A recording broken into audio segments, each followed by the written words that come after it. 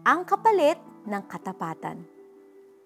Kakalabas lang ni Blake sa church nang mahuli siya ng officer dahil hindi niya napansin na pundi na pala ang left tail light ng kanyang sasakyan.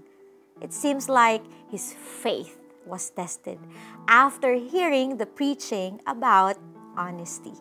Instead of arguing or giving something to the officer para makalusot sa violation, he surrendered his driver's license.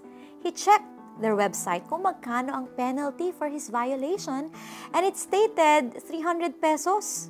However, pagdating niya sa office para tubusin ang kanyang driver's license, nagtaas na pala to 5,000 pesos ang fine. Naubos man ang dala niyang pera sa laki ng kanyang binayaran, hindi naman matatawaran ang kapayapaang meron siya for doing the right thing.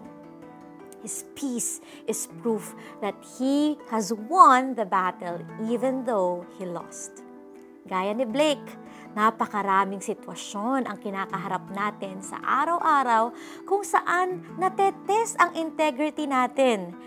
Yung simpleng pagpila ng tama kahit na sobrang haba ng pila.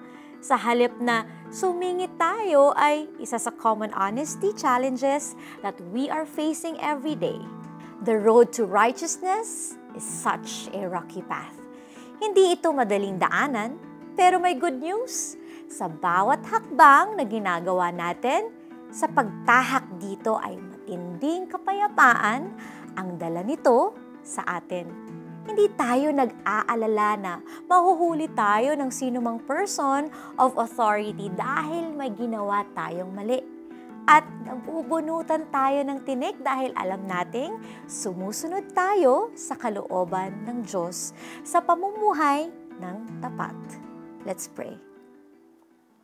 Panginoon, hindi po madaling maging tapat araw-araw, lalo na at napakaraming temptation para gawin sa mas mabilis na paraan ang mga bagay-bagay. Pero nagtitiwala po ako sa iyo na kahit gaano katagal at kahirap ang proseso, alam kong bibigyan niyo ako ng lakas at biyayang mapagtagumpayan anuman ang paghihirap na aking haharapin. Salamat sa pamamagitan ninyo, kaya kong maging tapat araw-araw. Sa pangalan ni Jesus. Amen and amen. Think of one common honesty challenge na lagi mong ibinabaksak. Write it on your prayer list at ipanalangin makonquer ito this week. One challenge at a time, walang pressure ha, hanggang sa maging lifestyle mo na ang pamumuhay ng tapat.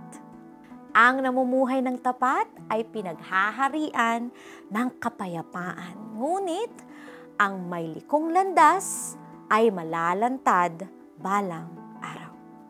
Mga Kawikaan, chapter 10, verse 9. God bless everyone. I'm Jamie Santiago Manuel.